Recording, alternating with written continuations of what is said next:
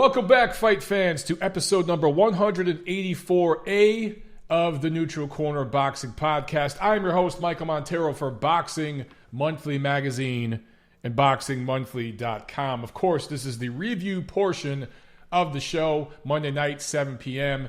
And look, we don't have a whole lot to review tonight, so it's probably going to be a really short show unless you guys have some questions. If you got a bunch of questions and we get on a rant, maybe the show will go a while. If not, it's going to be pretty short and sweet. But Thursday night show, we have a lot to preview, so that will be a better show, definitely a longer show. All right, so before I get into news and notes, and there's not a whole lot going on, make sure you guys smash the like button if you're watching live on YouTube. And for those of you guys who are watching live, I thank you very, very much. We got people checking in for all over the world. I love it. That's the coolest thing about what I do. It's the thing I enjoy most. Let's go ahead and get into the news and notes. And really, man, guys, you know the situation with Anthony Joshua and Andy Ruiz Jr., that is still ongoing. I still think that fight's going to happen this year in December. I was on the Ringside Reporter show last night, so make sure you guys check out their show. Just look up Ringside Reporter on YouTube or iTunes, anywhere else, and you'll find it. But a lot of you guys that listen to my show, you already listen to Ringside Reporter, I'm sure. But definitely check them out because they could take calls on their show. And there was a few phone calls last night that got a little heated, a little interesting. It was fun. But Fight Doctor and Jason, if you two guys are watching or listening, look, I hope that you give my channel another chance and you let go of some of the images you have of me in your mind based off of maybe something I said or wrote or posted or whatever years ago. There's been a lot of work since then. And, judge me on the totality of my work. Anyway, guys, Regis Prograis, Josh Taylor, they're back in talks. No surprise there. To do their fight in October in London. October 26th was the original tentatively scheduled date. And Prograis for this fight would get $700,000, and then the winner would get $1.3 million in a bonus. So for Regis Prograis, it is the possibility of a $2 million payday. I'm sure for Josh Taylor, it's even more. And of course, it being over there in London, I think it would be it's definitely going to be pay-per-view over there, and they would do a pretty big live gate over there as well. So I talked last week about Regis Prograis and DeBella Entertainment, them, threatening to pull out of the tournament. And I told you guys that contract is lock solid. I said the same thing with Ivan Baranchyk when he wanted to get out. Uh-oh. Guys, it says I'm reconnecting. Can you guys see me? Can you guys hear me? All right, we're connected. Okay. Well, damn. So I don't know if you guys saw, but on my end, we were disconnected for a second, but it looks like we're good to go now. I apologize for that. So hopefully you're hearing me loud and clear. I don't know what's going on. Everything should be good, but live internet, this is what happens. You know what I mean? Okay, so what I was saying before it got broken up is Josh Taylor, Regis Prograis, back in talks. Look, that contract is lock solid with the World Boxing Super Series. I said the same thing about Ivan Baranchyk when him and his team threatened to pull out. That fight's going to happen. I still think that is going to happen. Canada Chris says, back clear as a Joshua chin check. Damn! That's cold, brother. That is cold. So I still think Prograis-Taylor is going to happen. I still love that fight. I love that matchup. I think it's going to be a great atmosphere in London. The winner of that fight is on the fast track. They will be the champion, in my opinion, at 140 pounds.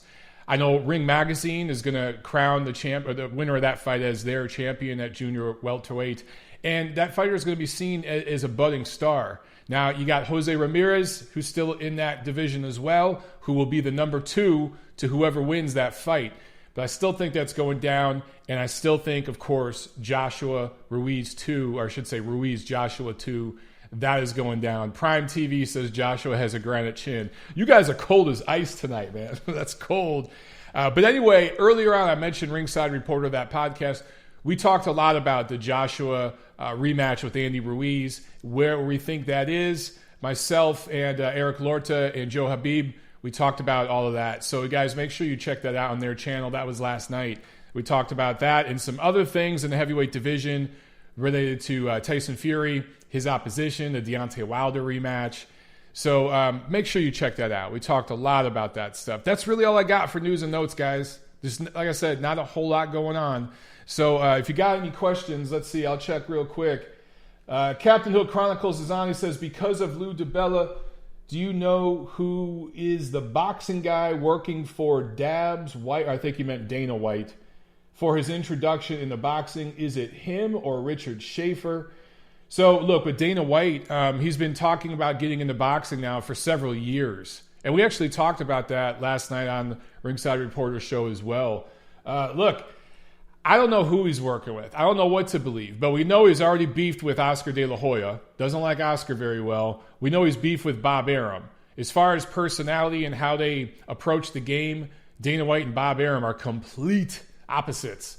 Right, so that's two big power brokers in American boxing that he's already basically said F you to. So that's not leaving a whole lot of people left. However, you know, there are guys overseas like Eddie Hearn. There are guys here in America. You mentioned Lou DiBella. He's a guy with a ton of experience at the network level and promoting. And he works a lot with PBC. There's guys like Tom Brown and some of those other guys that work with PBC a lot. So I don't know what Dana White's going to do.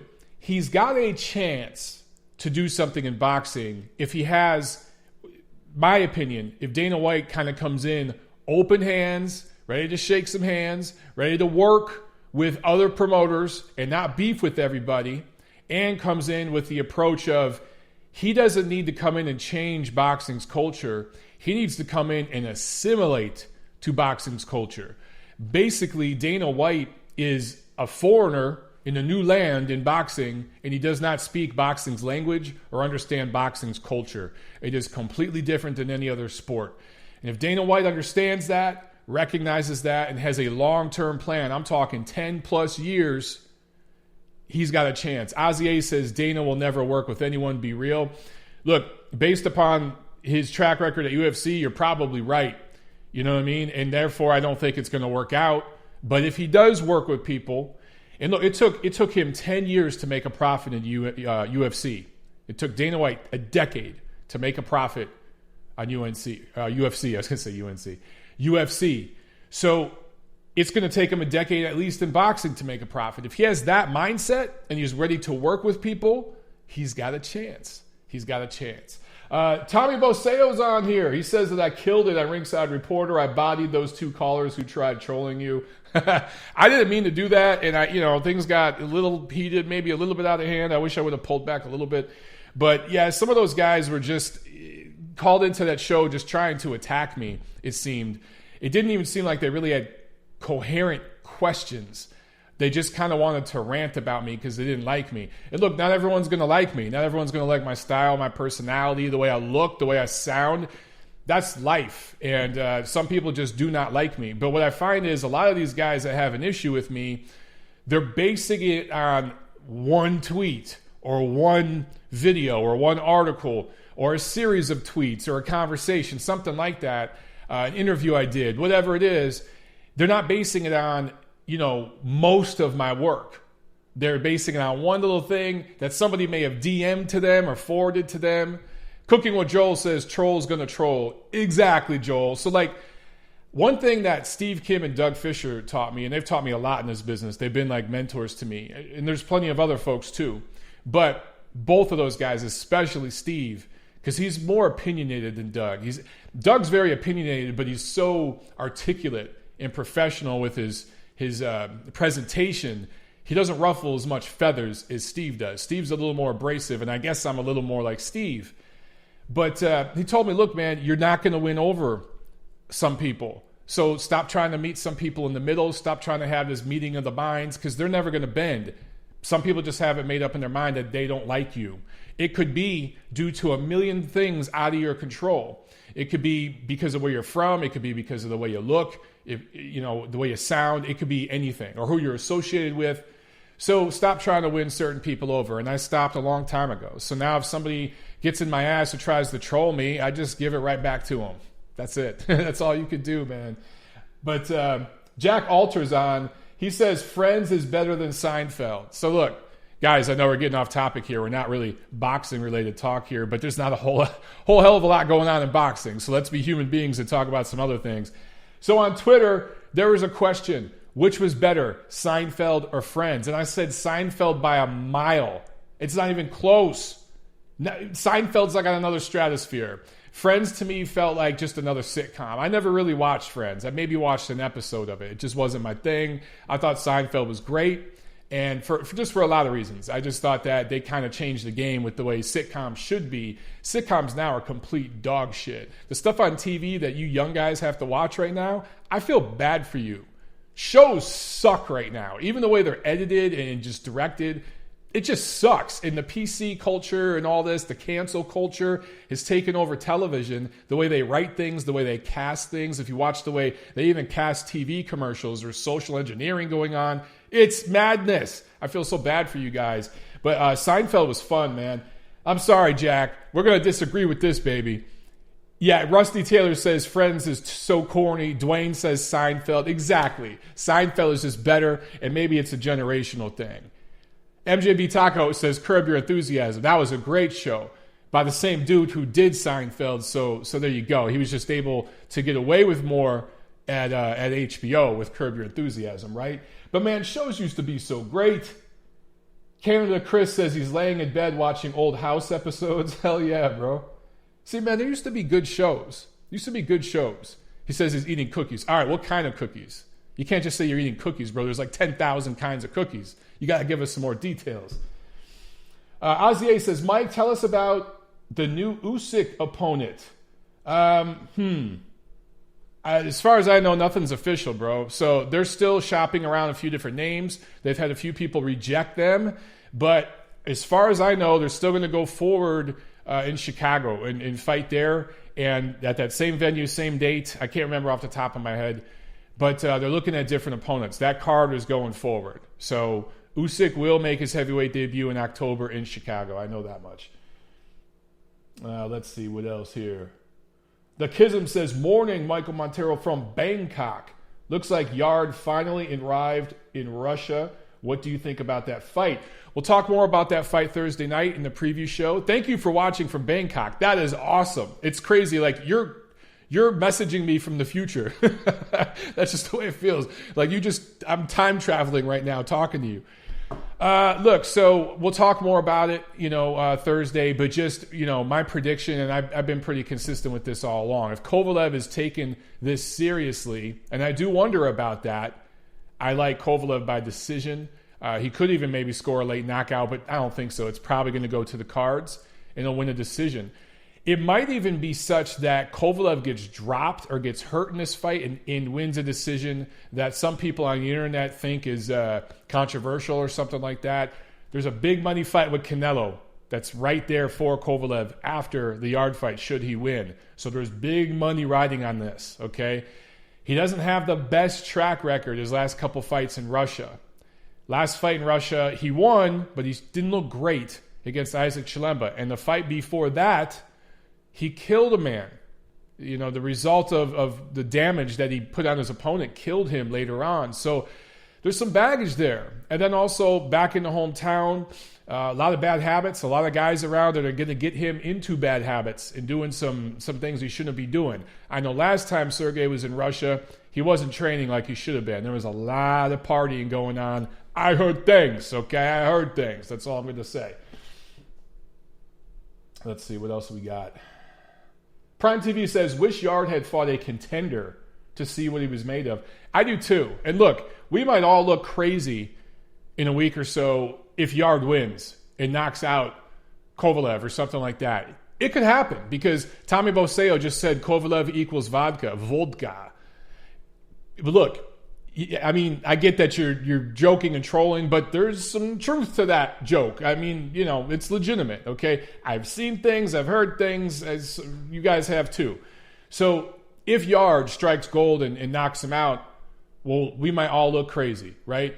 But Yard took up boxing at 19, very limited amateur experience. He's fought nobody as a pro. He's making a huge leap in opposition. So he's either going to show us something or this could look like Navarrete de Vaca, which I should get into. I should actually review the fights that took place last week. Guys, keep the questions coming. I'll get to them. But Saturday, August 17th, Springfield, Massachusetts, UFC Fight Pass. Charles Foster from New Haven, Connecticut. He wins on that card. And then, of course, Top Rank on ESPN from Bank of California Stadium in Los Angeles. First, the undercards were on ESPN Plus, and you guys got to see some young talent there. And then it switched over to ESPN, the network. I think they had like a UFC card on or something like that. And right after UFC, it went to boxing. Correct me if I'm wrong on that, guys, but I think that's what the deal was. And if so, I'm curious how much of the ratings from that UFC event carried over to the boxing event. Now, for what it's worth, the 2 televised fights on ESPN were complete showcase fights. And I don't know if they really did anything to improve either guy that won. So in the co-main, Jessie Magdaleno, technical decision win after 9 rounds against Rafael Rivera. And there was a nasty cut from an elbow. I think one of the guys on the broadcast, I think it was Timothy Bradley, accused Rivera of fighting dirty and maybe meaning to do it. I don't know about that. It was an ugly fight with a lot of headbutts. Magdaleno could have boxed and won that fight pretty decisively without really taking much punishment. But I think some of the fans there in LA got to him, and he's a little disenfranchised with the sport right now. He's a little upset just that boxing, he feels he's gotten screwed over in certain ways. Not saying I agree or disagree. That's just how he feels. So I don't know if he's really taking it 100% serious in his heart anymore, like loving the sport. He's just kind of going in there and brawling. That's kind of what I saw against Rivera. So I don't know if this fight did anything for Magdaleno other than get him some rounds and chop up his skin some more, which is going to affect him in future fights because he's already known to be a bleeder. Now, the main event, Emanuel Navarrete improves to 28-1 with 24 knockouts. KO3 win over Francisco de Vaca. This is the second defense of Navarrete's WBO 122-pound title. I told you guys last Thursday, you look at de Vaca's resume, you look at who he's fought, hasn't fought anybody that's at this level. Navarrete just fought Isaac Dogbe twice. You know what I'm saying? So he was ready to take on, he's ready to take on anybody in the division. Navarrete may be the best right now at junior featherweight or super bantamweight, whatever you prefer, 122 pounds. De Vaca, a couple of you guys messaged me and said, man, De Vaca had a good amateur resume. He fought, I think it was 100 plus amateur fights. It might even be more than that. The thing is, it was kind of at the local level there in Arizona. It was regional. He didn't fight at the international, global level in the amateurs, and that makes a big, big difference. You could see guys build up really impressive amateur records in Iowa, and they never leave Iowa. And you could be 50-0 as an amateur in Iowa, right? That doesn't mean that's not the same as going 50-0 as an amateur, but you fought in the World Championships. You fought in the Olympic qualifiers. You know what I'm saying? Not the same kind of experience. So anyway, what happened? Navarrete destroyed De Vaca. Had no business being in the ring. His team and his handlers really did him a disservice. And that fight went on longer than it needed to. Raul Caiz Sr., the referee, did a good job stopping this fight in the third round. It could have been stopped in the second round. And it was clear that De Vaca's corner was not going to stop it anytime soon. So good job by him. Chris Berger with the Super Chat pledge. Thank you very, very much, Chris. He says, loving the 2-part TNC. Top job as always, Mike. Thank you very much, Chris. I appreciate that, man. I appreciate the tip, brother. We're working hard, man. Putting up, guys, I'll tell you this. Putting up 2 shows a week is not easy. You know what I'm saying? And doing a show consistently every week, especially now during the dog days of summer, while I'm, you guys know I'm renovating a house and everything else. You guys know that I'm writing articles for Ring Magazine and Ring TV. So I got that going on. And on top of that, I'm doing some guest appearances here and there and some other shows, whether it be radio stuff, internet stuff. And then I'm doing my show. It's a lot of work, man. We just saw the Boxing Rant podcast. Those guys, Kenny and Vince, they announced that their podcast is no more. That was a really fun show, right? That show is no more. It's broken up, which really sucks because that was a fun show.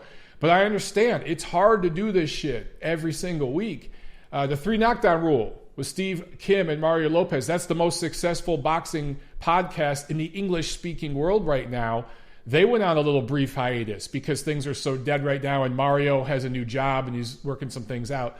So, look, it goes from, the amateur shows all the way up to the professional shows that have, A-lister boxing media folks like Steve Kim and them. It's hard to do this every week, man. So you guys that watch with me and listen with me, and then you guys who contribute, anything that you can, whether it be on my Patreon or here on Super Chat, I thank you so much. It really is greatly appreciated, and I need to make sure that I let you guys know that and understand that. It really means a lot to me, and I sincerely appreciate it because I put a lot of effort into this, man. Hours and hours and hours a week just to do this show, just to prepare for this show and get everything up to speed, man. All these notes and all this stuff, you know what I mean? So thank you very, very much, guys. Let's see. Canada Chris says, appreciate the 2 shows, Mike. Must be very tough. Ernie Wiles says, still bummed out about the boxing rant. Great show. Canada Chris says, Boxing Town. Cubed Pod left us. Frank Williams, did Tim Bradley really duck Errol Spence and all the PBC fighters? No, that's a ridiculous statement. I don't know who said that. Tim Bradley didn't really duck anybody. Tim Bradley was with Bob Arum. And he was with Bob Arum when Bob Arum and Uncle Al weren't talking at all. You know what I'm saying? There was a Cold War at that time. Now they're kind of talking, but not really. Just kind of.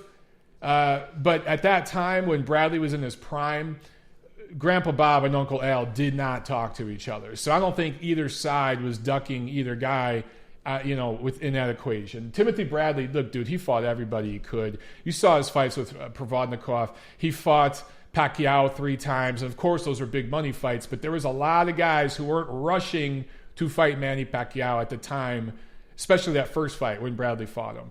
So, and he fought some other guys that were really tough and rugged that nobody really wanted a piece of. So Bradley's one of those guys who'd fight anybody.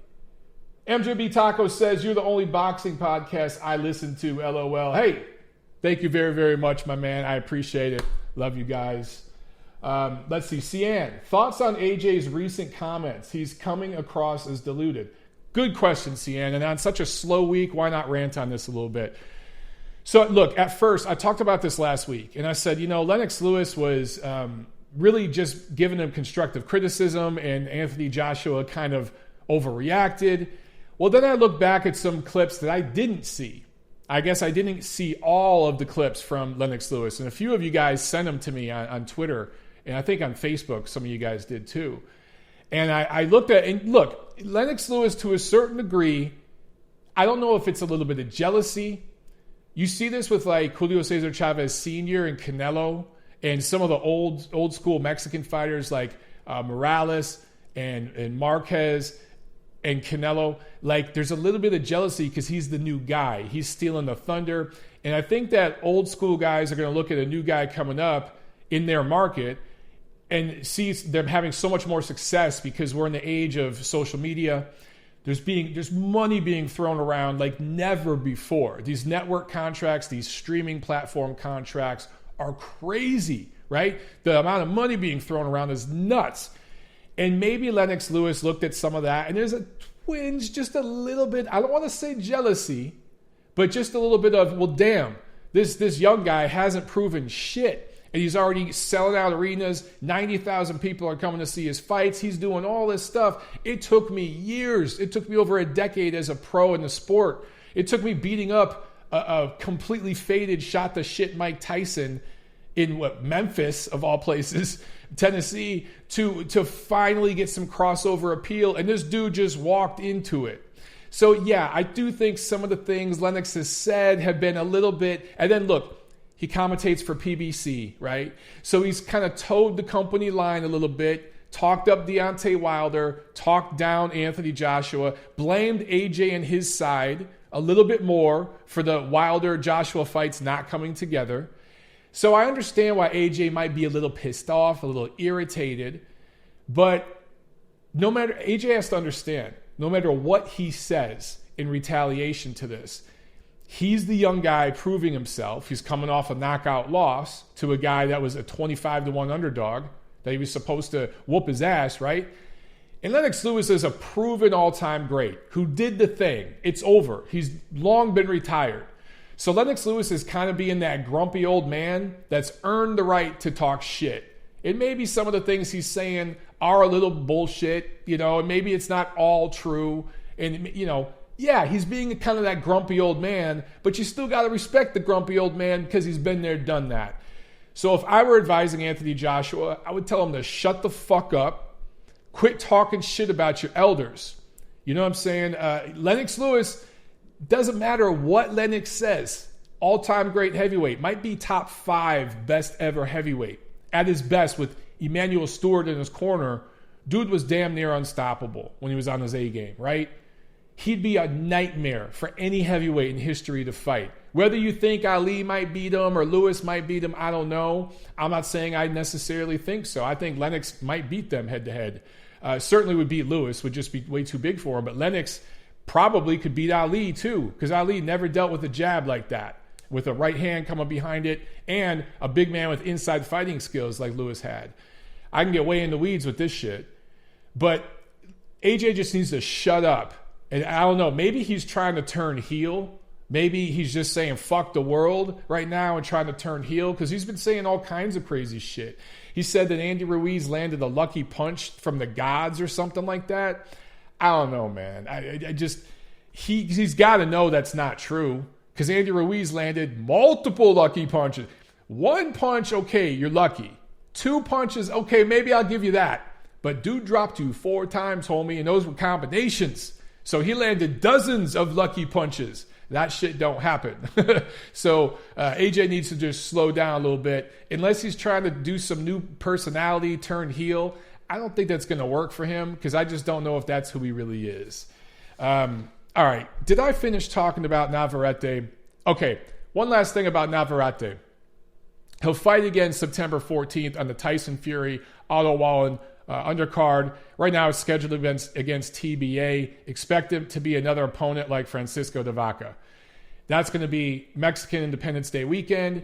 Top Rank's got a Mexican on the card now to compete with Golden Boy's card. The difference is the Mexican fighters and Mexican American fighters Golden Boy Promotions has on their card are much more popular.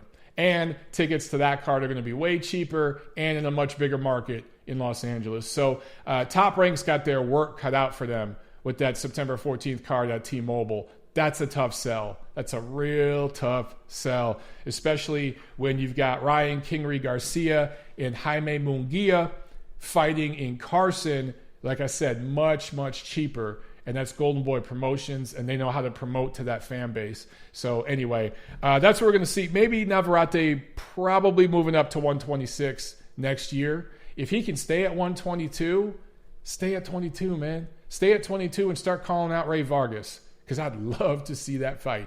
Imagine both those guys are tall and rangy, but fight much differently. Ray Vargas, Emanuel Navarrete at Dignity Health Center in Carson, California. Sign me up for some of that shit next spring. That would be awesome. All right, back to the chat. MJB Taco asks, you think DAZN's new home of the middleweight marketing scheme is a way to get other guys to fight on their platform, or give the guys at DAZN an excuse to not fight guys outside of DAZN? I don't know, man. I think it's a way for them to try to say, look, we got Canelo, we got Golovkin, we got Jacobs, although I think he's moving to 68. We got Billy Joe Saunders. Is he at 68 or 60? I don't know. They got everybody at middleweight. They do, but they got to fight each other. You know, if Golovkin does fight Derevianchenko in October, that's probably going to happen. And Canelo ends up fighting Demetrius Andrade, that'd be awesome. Is it going to happen? I don't know, man. I think Canelo's going to go for Kovalev.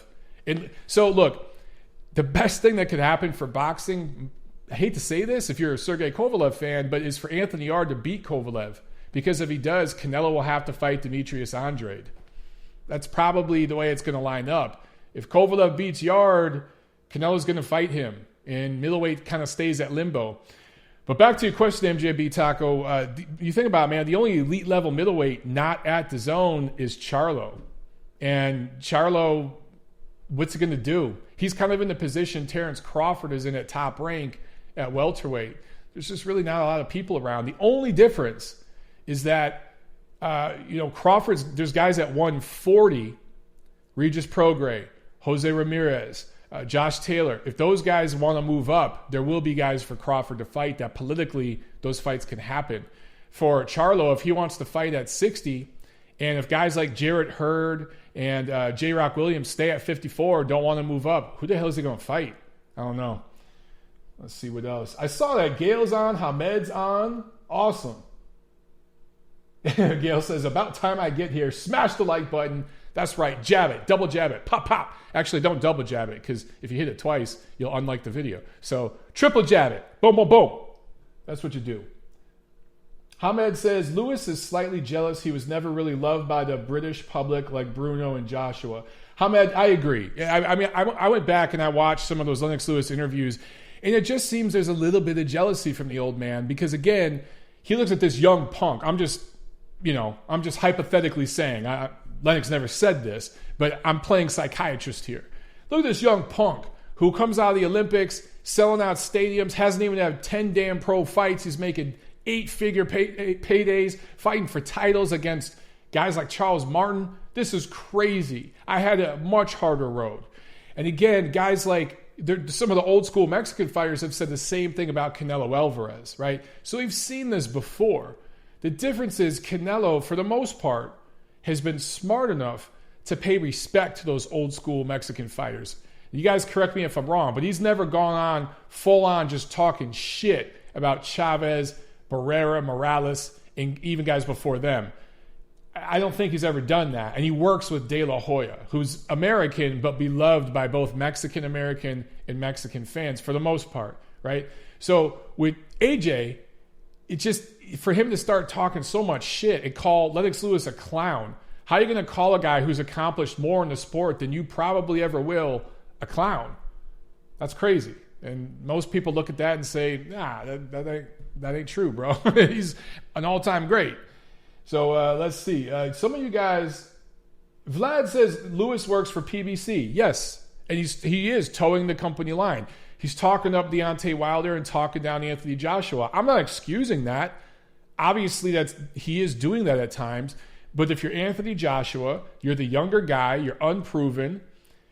If you're the younger person talking shit about an older, more accomplished person that is universally seen as an all-time great, it doesn't matter what the old man said about you. You're going to look like the bad guy. So my advice would be take the high road. Prove it in the ring. You know what I'm saying? Shut Lennox Lewis up and make him look stupid in the ring.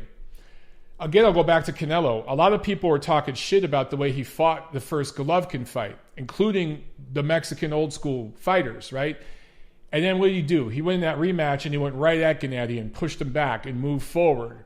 And he shut a lot of those guys up with his fighting style. Now, a lot of them still scored the fight for Golovkin, but I that's what I'd rather see Anthony Joshua do, is, let his fighting do the talking.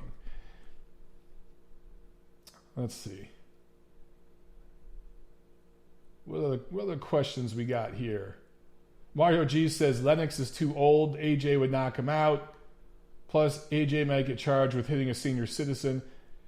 Yeah, dude. Some people were talking about they need to fight right now and Lennox would knock him out right now. No, guys, come on. Lennox Lewis is an older guy. He's retired. Obviously, Anthony Joshua would knock him out if they fought today. But Lennox could knock him out if he landed. Gail says disrespecting your elders is never a good look, no upside to it. Exactly, Gail. As usual, Gail speaking the truth. So that's all I have to say about this situation with Joshua. Just shut up and just say, look, he's entitled to his opinion. I disagree, and I'll prove it in the ring December 7th against Andy Ruiz Jr. in Saudi Arabia. That's it. That's all he's got to say. Lewis says Lennox Lewis in his prime would smash Joshua. Well, yeah, no shit. Vladimir Klitschko in his prime would have smashed the shit out of Anthony Joshua. Hamed says, Montero, that was funny on Ringside Reporter yesterday. Those two fools got exposed like morons. I'm just going to leave that right there. Hamed. Tommy Boseo asks, Montero, are you going to New York for the Golovkin-Derevyanchenko fight October 5th? Tiffany and I were just talking about that last night. So we might. It depends on how some things go with the house. We are going to LA at the end of September to cover Spence Porter. It might be hard to go to LA and then New York the very next week. So we're deciding right now if we can negotiate all that and if it'll work out with all of our other projects and day jobs and everything else. So I got to see. I don't know yet, dude. Right now, 50-50. I'm not sure. We're definitely going to be in LA, though, for Spence Porter. So any of you guys going to that fight, we'll see you there. John Uden asked, Mike, what's the tougher fight? AJ up against his critics or Ruiz up against his newfound fame? That's a damn good question, my man. You know what? We'll get the answer to that December 7th. Honestly, we'll get the answer to that December 7th. And I'm going to keep some things off the record for right now, and I'm just going to keep some things to myself until that fight is signed, sealed, delivered, and I can do an actual preview video breaking that fight down, giving my prediction. But I have a pretty strong opinion about who I think is going to win and how it's going to look. I think a lot of people have short memories and they get stuck in the moment. And I just think that you're going to get the answer to your question. I could answer it right now, but I want to wait. You're going to get it in the ring. But I think you know what my answer would be. Just not going to go down that road tonight. Let's see. What else? I mean, we're done here, guys. So a couple more questions and I'm going to drop off. Oh, Ozier brought up Conor McGregor attacking the old guy. Yeah, I don't know what the hell that's about. So again, Conor McGregor looks like an idiot. And again, maybe this old guy, even if this old guy insulted your mother or said something horrible, you can't punch an old man. Can't do it. Never looks good. Never a good look. Vlad asked, Mike, what do you think about Fury's comments about Ruiz? I agree with him. Seems like Ruiz thinks he's already made it. You know what? Tyson Fury started going down a certain road that I just stopped myself from going down. I know some of the things Tyson Fury wanted to mention in that broadcast, but he kind of stopped himself right before going a little too far. There's certain things that are leaking out right now. Some of you guys, you're seeing trickles of it and hearing trickles of it. There will be more to come, okay? The heavyweight division will look very, very different in about 6 months. Hamed asked, Ruiz, what leverage does he have in the contract for the rematch? Heard several different stories in the venue, in money. He doesn't have that much leverage.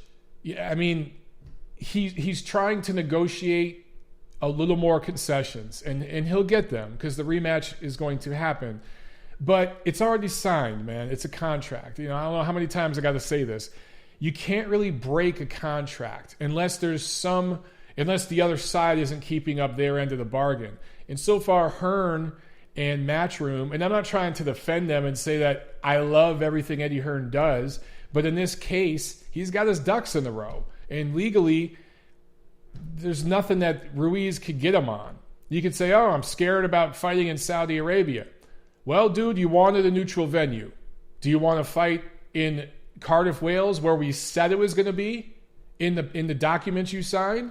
I already gave you a concession and moved it to a quote-unquote neutral place. Is it really neutral? I don't know. Does Saudi Arabia slightly favor Anthony Joshua? You could make that argument. But, I mean, is it worth going to court? Ruiz is going to lose his ass, and he's going to be out of the ring. Look, guys, the rematch will happen. Just sit tight. It'll happen. Hamed said, some journalists have said Ruiz has not been training. Well, you know, no comment. Dwayne says, any word on the drug testing with Ruiz Joshua 2? I think that it's almost certainly going to be through VADA. I think they're going to go the same route they did with the first fight, especially if it goes to Saudi Arabia where there's no commission. So the only real protection that Ruiz would have is to use VADA testing. And I don't think that'd be an issue at all. AJ had VADA testing for the first fight. Remember, that's how Jarrell Miller became, the former opponent. So let's see, what else here? Trini says it's just hype. Trini, you're a very smart man. You're a very smart man, my friend. I think that, again, I said this last week, there's some sneaky genius to what Eddie Hearn did by announcing the rematch when he did and doing that presser when he did. That put pressure on Ruiz's side to start negotiating some of this shit. So, and again, I don't love everything Eddie Hearn does, and you could say that it was somewhat unethical to go that route. I understand that, but we don't know what's been going on behind closed doors. And maybe to get everyone moving their ass, he had to go this route. It is what it is. All right. Boxing and Bulldogs. Mike, does Yard have a shot? We talked about Yard earlier in the episode. We'll talk about Yard a lot Thursday. I don't want to get into it too much today. We'll talk more about that Thursday in the preview show. It's boxing. Of course he has a shot, especially if Sergey Kovalev has been getting back into bad habits over there in Russia, which he's been known to do. All right, one last question from John, and then we're going to bounce off here.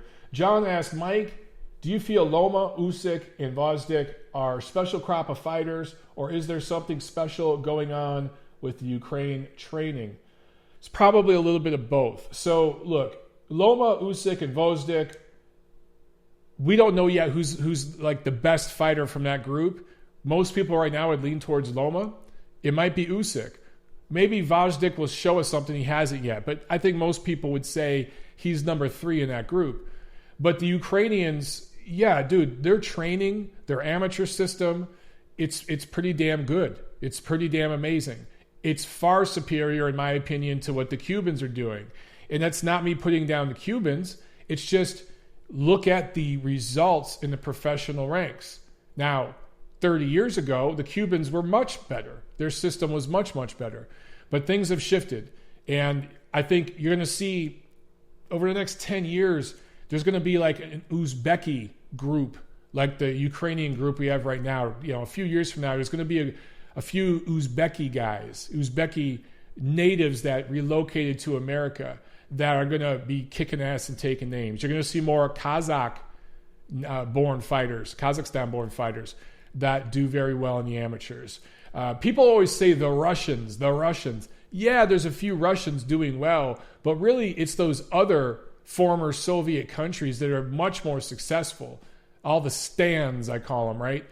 Uzbekistan, Kazakhstan, and then, of course, Ukraine. They're doing really, really well, and that's going to continue. That's where the scene is right now. And these guys are coming to America, training here, living here, learning the language, assimilating, and that's giving them more power in the American boxing world. That's something they didn't first have when they came up. And I think a lot of these guys owe the Klitschko brothers, Vitaly and Vladimir, a lot of gratitude, because those really were the guys that paved the way for all these Eastern European, former Soviet country born fighters coming over here now and having big success.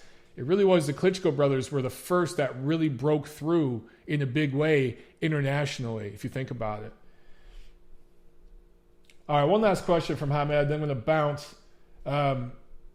He asks, has Triple G left Loeffler? No, Tom Loeffler is still the managing director for 360 Promotions and Triple G Promotions. So they're still working together. And it will be that way until Gennady Golovkin retires as a fighter. Tom Loeffler and him have a dealing together for the last few years. Prime TV, what about Afghanistan? That's a little different. That's not as dominant of a stand as the other ones. Boxing and Bulldog says he uppercutted the like button. Love it. Vlad says, Mike, I'm Ukrainian. It's mentality first. I think there's some truth to that. I think that some of the athletes here in the United States are a little soft and a little pampered and entitled. That's one thing that aggravates me about some of the American fighters. You see these fighters coming up from Mexico, from Latin America, from Eastern Europe, from Africa, fighters from Ghana, fighters from different parts of Asia that are just, their mentality is so much tougher and harder. Andre Ward really had a hard, stern mentality, a tough man to break mentally, and he was an American-born and bred fighter. You don't see his type of mentality as much in American fighters anymore. Some of it's out there, but you just see a lot of guys who think they can show up and overnight they're going to have big success, man. You got to put that work in. And these guys coming from overseas, from different parts of the world, Ukraine included, they're hungry and they're humble and they want it. And they let their fighting do the talking. On that note, guys, we're done for tonight. All right. So homework, smash the like button, get the word out about Thursday's show, and go over and check out the Ringside Reporter show, Ringside Reporter podcast, where I was on last night. Some heated debate and discussion with a couple of the callers. I think you guys will enjoy that. All right. I'll see you at the fights.